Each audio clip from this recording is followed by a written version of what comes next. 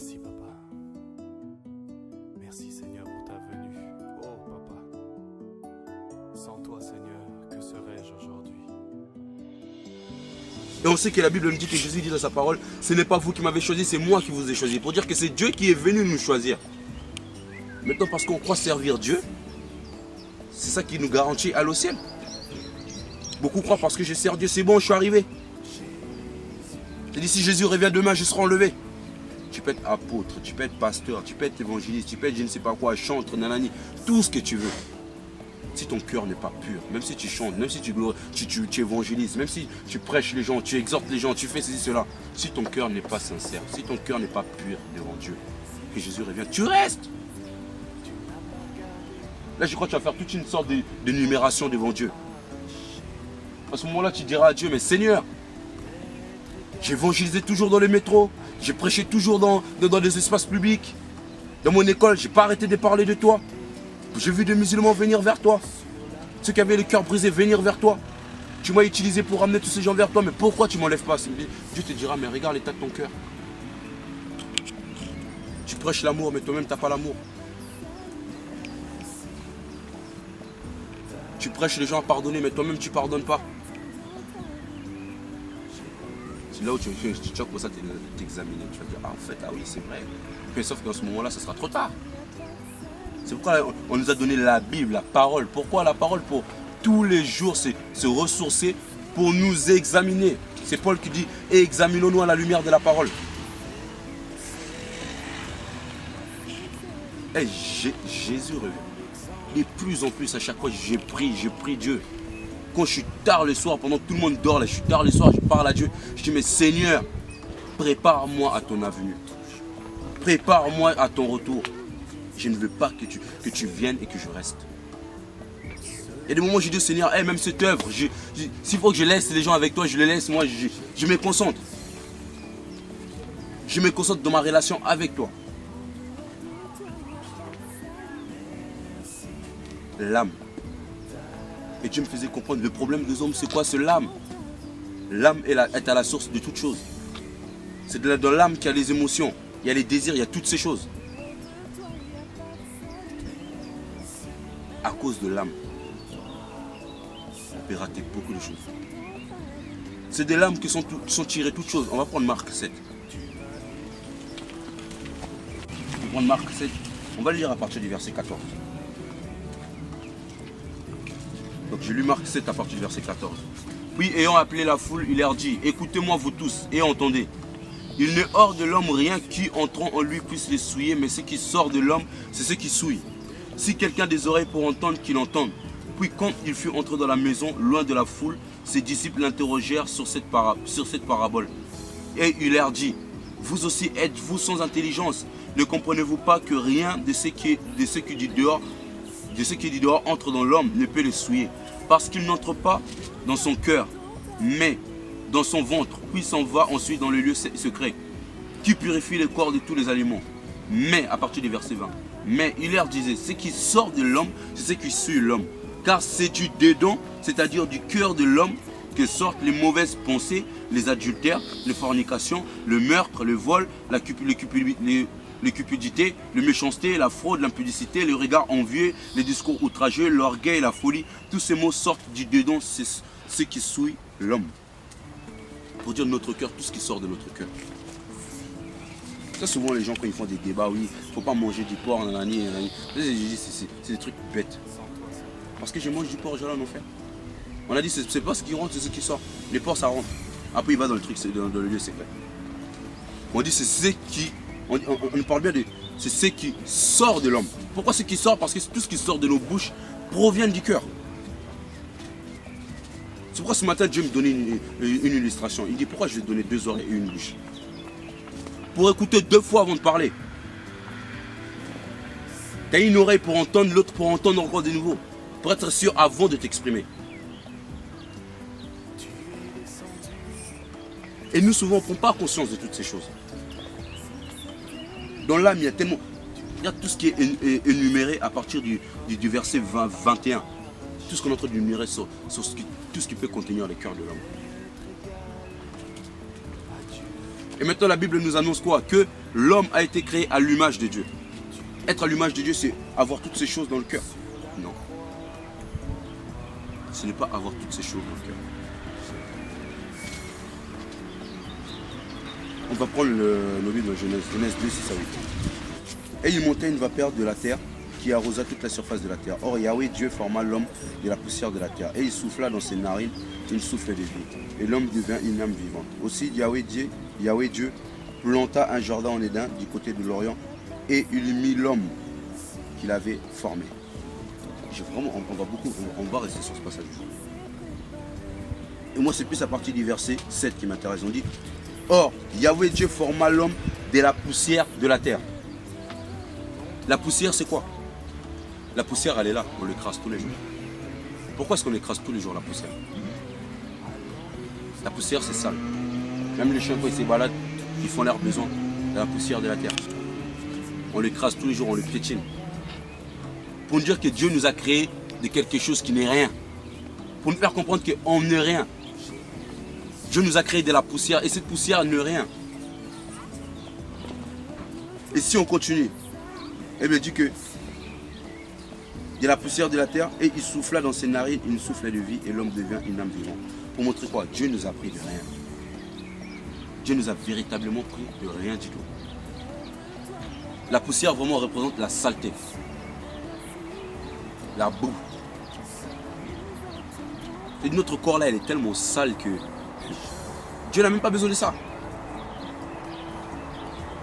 C'est pourquoi lorsque Dieu appelle une personne, aujourd'hui admettons, tu es là, tu as ton travail, tu as ton appartement, tu as ton permis, tu es marié, tout ça, tu as une situation bien stable. Ta vie, tout marche bien. Limite, tu n'as pas besoin de Dieu. Si Dieu maintenant t'appelle, il va faire quoi? Il faut qu'il t'anéantisse à la poussière. Dieu est capable de créer des situations où tu perds ton emploi. Pourquoi? Il veut te ramener au pied, au plus bas. On verra toujours que les hommes ont toujours eu besoin de Dieu lorsque rien ne va. Et c'est là où le Seigneur justement il va t'emmener, pour que tu apprennes à le chercher. Tu avais la stabilité ou encore, lorsque nous sommes jeunes, nous sommes chez nos parents. On ne voit pas souvent certaines stabilités. Pourquoi? Parce qu'on se dit, je suis chez mes parents, je suis logé, nourri, tout ça, j'ai mes études. En gros, je n'ai pas besoin de quoi que ce soit. Maintenant, si Dieu t'appelle, il a besoin de travailler ton âme. Qu'est-ce qu'il va faire? Déjà, si tu es chez tes parents, il n'y a pas de souci. Tu es une personne bien entourée. Il va déjà commencer à créer des divisions entre toi et ton entourage. Tu ne vas pas comprendre, toi et ton entourage, vous commencez à parler deux langues différentes. Hier, vous vous comprenez, mais aujourd'hui, vous ne comprenez plus. C'est comme ça que commence l'appel de Dieu. Pour un rien, vous vous disputez. Hier, vous mettez toujours d'accord sur certains principes, mais là, bizarrement, vous n'arrivez plus. Vous essayez de partager quelque chose, il y a quelque chose qui vient, voilà, quelque chose qui s'oppose. Alors que hier, ce n'était pas ça. C'est comme ça que Dieu commence. Ton meilleur ami, il est là, vous commencez à partager bizarrement la langue. Vous n'arrivez plus à vous comprendre. Tu rentres chez toi, tu me dis, mais qu'est-ce qui se passe? Comment se fait-il? Comment se fait-il? C'est comme ça que commence l'appel de Dieu. Et après, au bout d'un moment donné, division, tu te retrouves seul, solitude, personne. Si dans la classe, tu te croyais la plus intelligente, tu espérais avoir ton diplôme, Dieu fait en sorte que tu n'as même pas le diplôme. Pourquoi? Parce que tellement on se prend au teint, on s'est dit, c'est bon, je suis parvenu, etc. Dieu pour t'avoir, il va t'anéantir à la poussière. Il t'a pris à la poussière. Et pour te relever, pour te reprendre, toi qui as déjà une situation bien au-delà, il faut qu'il puisse te rabaisser encore à la poussière. C'est là où vient la formation de Dieu. À l'argile. Donc Dieu, il faut qu'il te ramène à la poussière. Tout ce que tu avais qui faisait en sorte que tu n'avais pas besoin de Dieu. Maintenant Dieu, au fur et à mesure, une fois qu'il te remet à la poussière, il te fait traverser le désert. Ésaïe le dit dans le livre d'Ésaïe. Que je mettrai dans ton désert de fleuve. Et cette fleuve, c'est la parole de Dieu. Et Dieu maintenant, une fois qu'il t'a anéanti au néant, tu es devenu poussière. Maintenant, qu'est-ce qui va se passer de la poussière? Tu vas pleurer. Tu vas te lamenter. Tu vas pleurer, tu vas dire, mais plus personne ne me comprend. Tu vas vouloir expliquer ton problème à d'autres personnes. Personne n'arrive à te répondre convenablement. Et c'est de là où tout homme, même ceux qui se disent athées, qui ne connaissent pas Dieu, il va commencer, mais Oh mon Dieu, mais tu commences déjà à dire oh mon Dieu, mais tu ne crois pas au Dieu. Et ça commence comme ça au fur et à mesure. Et un jour tourmenté, tu peux être là en train de balader dehors, une personne t'aborde, mais tu sais que Jésus t'aime, Dieu t'aime. Et là tu commences à te poser des questions. Et là, c'est comme ça que Dieu commence à te parler maintenant, l'appel de Dieu. Et même quand Dieu va commencer à te parler, ne crois pas parce que Dieu m'a parlé, c'est bon, ma vie est devenue non. Non, tu faut que tu traverses le désert maintenant avec Dieu. C'est-à-dire dans ce désert-là, c'est là où Dieu va te former. Et ce qui est bien dans le livre des Genèse 2, on dit bien que Adam, il a été formé de la poussière de la terre. On dit qu'il a été formé de la poussière de la terre. Après on dit, et il souffla dans ses narines, il souffle de vie, et l'homme devient une âme vivante. Donc pour pouvoir comprendre que c'est en Jésus que nous avons la vie. Et c'est celui qui a Jésus-Christ dans sa vie qui vit. Et ici, lorsqu'on parle d'Adam, on dit que Adam devient une âme vivante, c'est pour dire qu'il avait l'Esprit de Dieu. Il avait Dieu lui-même. C'est pourquoi son âme vivait. Si ton âme est remplie des mauvaises choses, tu ne peux pas vivre. Absolument pas. Si ton âme est remplie de tout ce qu'on venait d'énumérer dans Marc 7 là, mais t'es catastrophique. T'es pas enfant de Dieu. Mais pour devenir une âme vivante, il faut que tu sois formé par Dieu. Comme Adam. Et au 8 on dit, aussi Yahweh Dieu planta un jardin en Éden du côté de l'Orient et il mit l'homme qu'il avait formé. C'est important de se rendre compte de ça. Donc il y a une procédure. La procédure c'est quoi? Dieu a commencé d'abord par former l'homme de la poussière de la terre. Pour dire que Dieu nous a pris de rien, lorsqu'il nous prend, il commence d'abord à nous former. Et dans cette formation, Dieu va nous munir des armes qu'il faut. Dans cette formation, Dieu va nous donner la capacité à, c'est-à-dire comment se rapprocher de lui. Il va nous ouvrir l'esprit, comment accéder à lui, comment pouvoir parler avec lui, comment saisir le discernement, comment comprendre toutes ces choses. Dans cette formation avec le Seigneur. Dans cette formation, le Seigneur nous éclaire sur plusieurs points. Et on verra qu'après il y a une virgule après la poussière de la terre. Après on dit, il souffle dans ses narines, il souffle des vies. Il faut dire que dans cette formation, il va arriver un temps où maintenant le Seigneur a besoin d'équiper l'homme. C'est-à-dire, après t'avoir formé de la poussière de la terre, il faut que le Seigneur t'équipe. Et pour t'équiper, c'est comment? C'est lorsque tu reçois le Saint-Esprit. Ici, l'homme, lorsqu'il a soufflé dans ses narines, il a obtenu quoi? Une souffle de vie. On a dit quoi? Il souffla. Le souffle, c'est comme le vent. Et on sait que dans Jean 3, quand on parle de l'Esprit de Dieu, on le compare au vent. Quand la conversation entre Jésus et Nicodème. Pour nous montrer que le souffle, c'est comme le vent. Donc, c'est-à-dire, ce souffle-là, l'Esprit de Dieu, c'est-à-dire, il souffla dans l'homme un esprit vivant. Donc Dieu est venu habiter dans l'homme. Et c'est ça qui va donner vie à l'homme après qu'il a été formé. Et il devient une âme vivante. Et nous actuellement, est-ce que nous sommes réellement des âmes vivantes? Est-ce que nous vivons véritablement?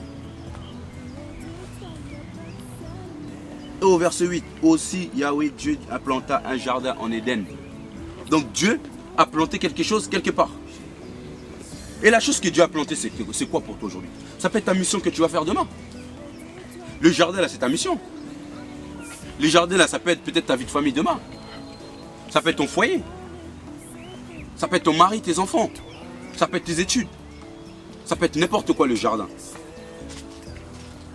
Mais pour que Dieu puisse planter l'homme dans ces jardins ça peut être ton ministère ou quoi que ce soit. Pour que Dieu puisse t'envoyer dans ton ministère ou je ne sais quoi, il faut que tu sois formé.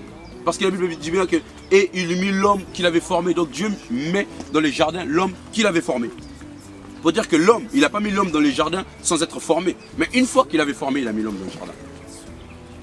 C'est pareil pour nous aujourd'hui pour accéder à notre ministère ou encore à la mission que Dieu t'appelle. Si c'est pour aider admettons de pauvres, de veuves ou je ne sais quoi, pour aider qui que ce soit ou pour, c'est-à-dire la mission à laquelle Dieu t'appelle. Pour pouvoir y accéder, il faut que Dieu seul te forme. Une fois que le Seigneur voit que non, la personne est formée, c'est bon, je le dépose. Comme il a fait, il prit l'homme, ça veut dire c'est Dieu. Hein. C'est-à-dire, il a pris l'homme et il l'a mis dans les jardins. Et toi, c'est quoi ton jardin aujourd'hui? Est-ce que tu es prêt à rentrer dans ton jardin aujourd'hui? Ton Éden, est-ce que tu es prêt à rentrer aujourd'hui?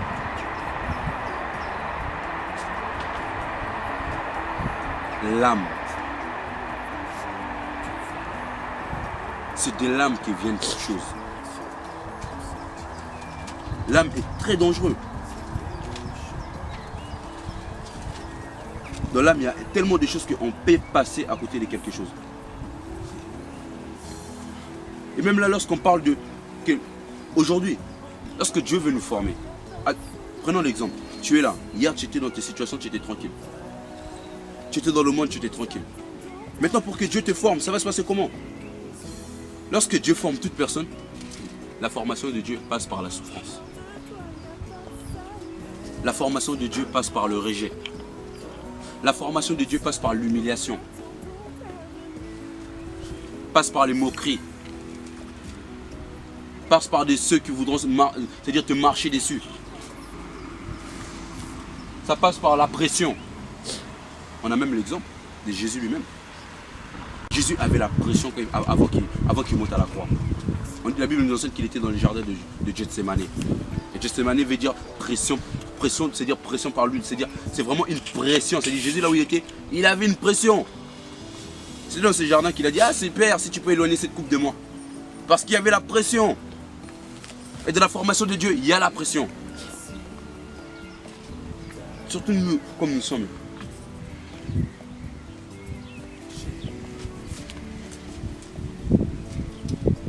Quand on est des chrétiens, souvent on a tellement la pression qu'on veut toujours rester derrière. La formation de Dieu, c'est pour nous transformer.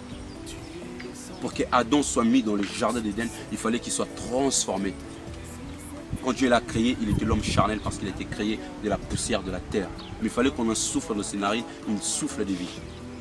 Vivant, pour qu'il ait cette vie.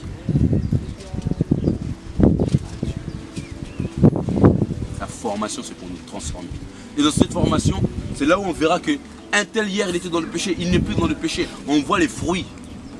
C'est comme ça vient la transformation. Parce que Dieu transforme. Dieu, quand il transforme, c'est terrible. Et c'est ce qu'il faut se rendre compte au sujet de l'homme. C'est que l'homme est à la fois terrestre et l'homme est à la fois céleste. Pourquoi l'homme est terrestre et céleste? Il est de la terre déjà par la nature, comme on le disait tout à l'heure, le fait qu'on nous a créés, on nous a créés par la poussière de la terre. L'homme est terrestre premièrement parce qu'il a été créé de la poussière de la terre. Et il est céleste, pourquoi? Parce qu'il y a les souffles de vie, les souffles que Dieu a soufflé en nous. Parce qu'il détient l'esprit de Dieu. Et c'est l'esprit de Dieu qui rend l'homme céleste. Et c'est à nous de comprendre tout ça. Et on voit tout simplement lorsqu'on dit que l'homme, c'est-à-dire l'homme, lorsque Dieu souffle dans ses narines, il devient une âme vivante. Parce que là, l'homme a pris vie. Et c'est important de se rendre compte de tout ça. On va prendre 1 Thessaloniciens 5, 23. Je crois même que c'est 23, verset 23. Thessaloniciens 5, verset 23. Que le Dieu de paix vous sanctifie entièrement et faire que votre être entier, l'esprit, l'âme et le corps soient conservés sans reproche lors de la venue de notre Seigneur Jésus-Christ.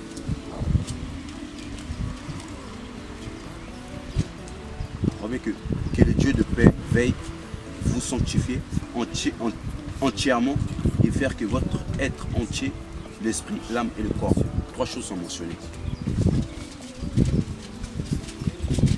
Qui se souvient encore de ce qu'on avait dit samedi dernier par rapport à l'esprit? L'esprit, le corps et l'âme. Qui se souvient? Quand on donnait l'exemple du parvis, tout ça. Je vais reprendre ce même exemple. Vous savez, le parvis, comme je disais pour ceux qui n'étaient pas là, le parvis, dans l'ancienne alliance, on avait ce qu'on appelait le tabernacle. Et dans le tabernacle, on retrouvait les parvis. On retrouvait le lieu saint et le lieu très saint. Et comme on l'expliquait, on disait que les parvis, aujourd'hui, les parvis, c'est ton corps. C'est ça là, c'est ton extérieur, le corps. Parce que le parvis, tout le monde avait accès dans le parvis. Donc le parvis aujourd'hui, c'est cet extérieur. Parce que tout le monde a accès à l'extérieur, c'est-à-dire Tout le monde peut te toucher aujourd'hui. Les parvis, tout le monde avait accès. Donc toi, on peut te toucher de ton corps. Et le lieu saint, c'est ton âme. C'est pas tout le monde qui a accès. Au niveau de la parole, on dit que dans le lieu saint, il y avait quoi? Dans le lieu saint, il y avait de... On retrouvait ce qu'on appelait par exemple le pain de proposition. Dans le lieu saint.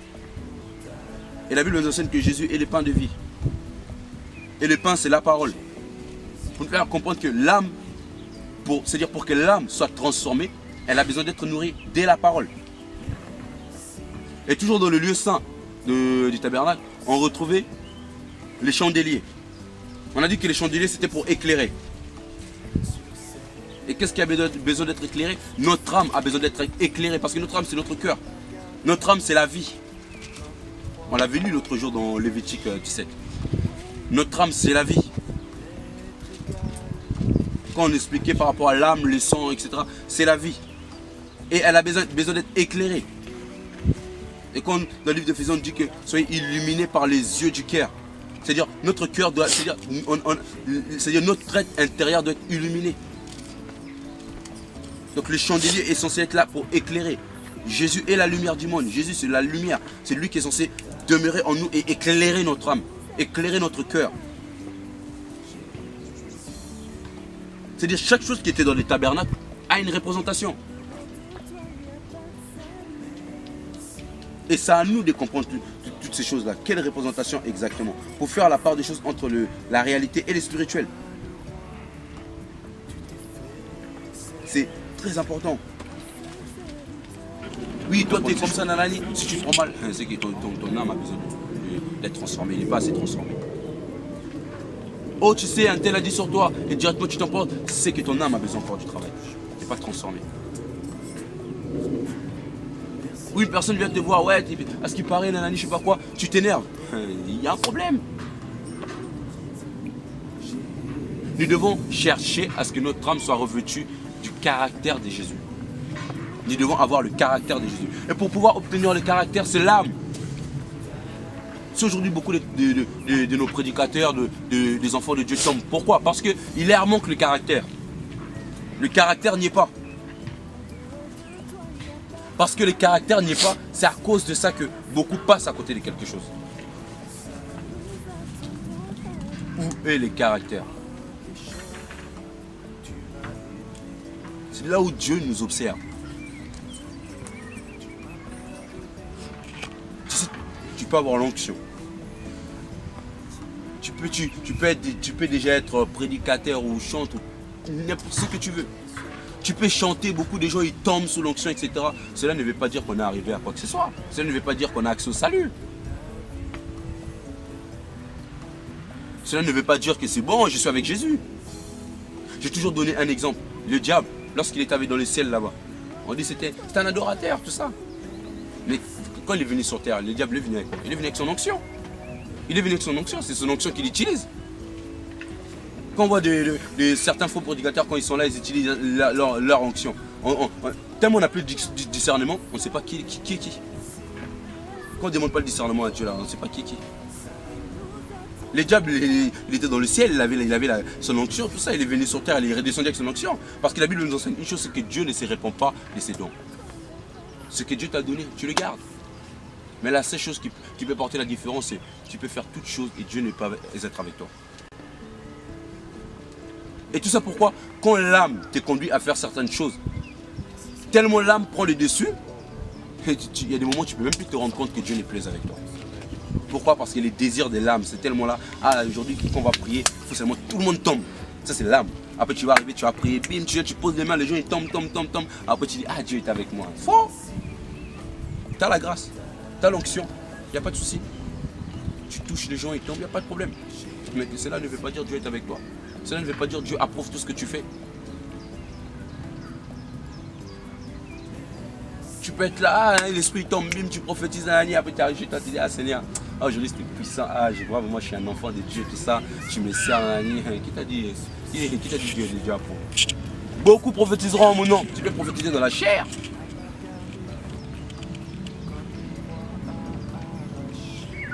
Il y en a souvent, il a envie de dire quelque chose, peut-être il a entendu une situation d'un frère ou d'une soeur, il veut dire quelque chose, mais il dit, ah, il faut seulement se soit poussé par l'esprit des prophéties, je sais pas quoi, c'est la chair mon frère. C'est comme ça que l'esprit du putain s'invite. C'est comme ça que les putains aussi, ils viennent et s'installent. Après demain, tu auras l'impression que toujours tu prophétises, tu sais plus, que Dieu n'est même plus là, c'est les putains qui te dominent. Parce que les putains, ils disent des choses vraies.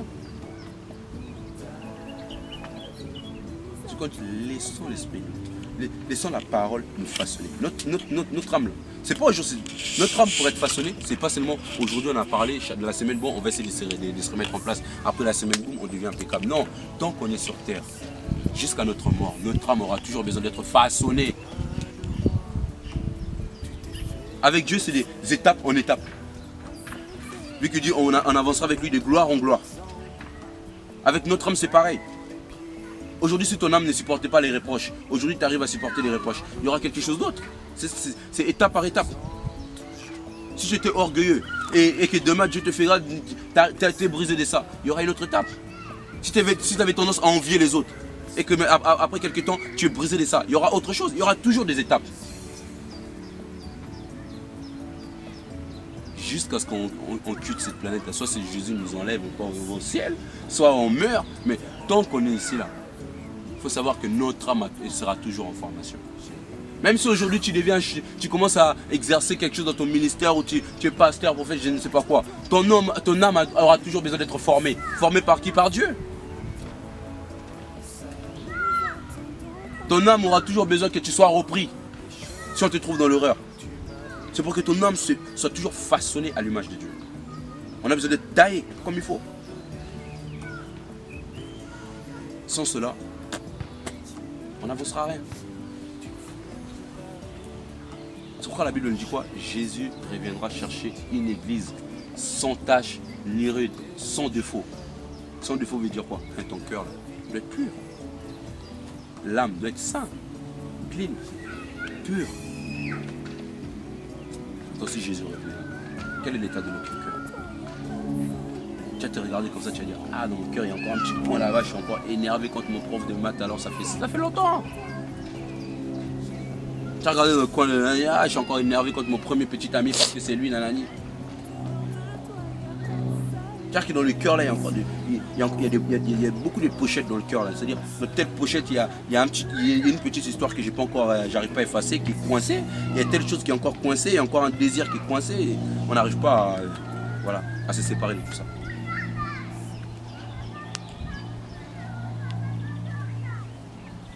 L'état de notre cœur. Il y en a même, on peut être ici, on est en train de partager, on va juste se séparer, il y en a qui commencent à s'insulter les uns les autres. Ou souvent nous les chrétiens aujourd'hui, on trouve ça même normal entre chrétiens. On est là, on va se rigoler, ah wesh ma gueule, c'est normal ça. J'ai vu des chrétiens faire ça, j'ai dit mais c'est des abominations. On se dit chrétien, mais nos langages, c'est le même que ceux du monde. Il y a quelque chose qui ne va pas. Pourtant lorsqu'on regarde les apôtres, on disait que c'était des illettrés.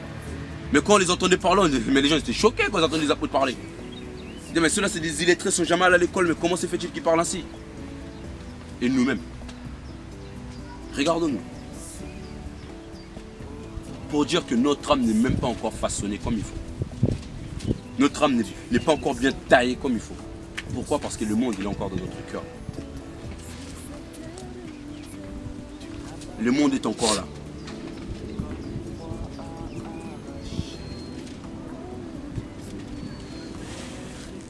Tu peux être là aujourd'hui comme une fois... une soeur me disait, il est en projet avec un frère, tout ça, nani, il est en train de se balader, la soeur et le frère sont en train de se balader, les frères, il dit, ah, là tu me rappelles qu'à l'époque quand j'étais avec mon ex, oh le passé c'est le passé. Pour dire les chrétiens, c'est-à-dire, on mélange tout. L'âme là, il a besoin d'être façonnée. Quand la Bible dit le passé est passé, voici toute chose devenue nouvelle, ce qui est passé, passé, on tire un trait, fini, puis on avance avec Dieu, on ne revient plus sur le passé. Les chrétiens ont besoin d'être façonnés. Notre âme, là, elle a besoin d'être façonnée. En vérité, ce que le chrétien a besoin, c'est de se revêtir du caractère de Jésus. Comme je disais tout à l'heure, on peut avoir tous les dons spirituels. Tu peux avoir l'onction comme tu veux. Tant que le caractère n'y est pas, sache une seule chose. Demain, tu peux avancer, tu finiras par tomber. S'il n'y a pas le caractère. Et c'est à cause de ça, j'insiste à chaque fois, je vous dis, surtout vous au niveau des sœurs, je vous dis toujours, ayez des principes.